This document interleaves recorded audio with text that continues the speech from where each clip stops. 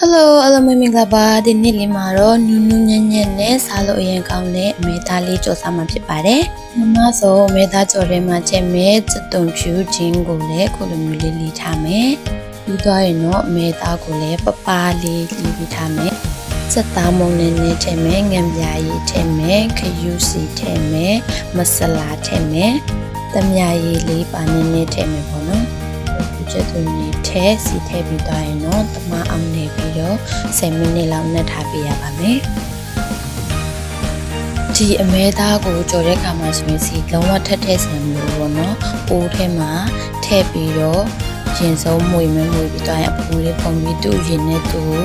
ခြောက်ပြီးတော့အစီပြန်လာပြီဆိုရင်ငရုတ်တီမုတ်ထည့်မယ်ပင်စိမ်းထည့်မယ်မွေပြီးသွားရင်3မိနစ်လောက်မွေပြီးသွားရင်စားလို့ရပြီပေါ့နော်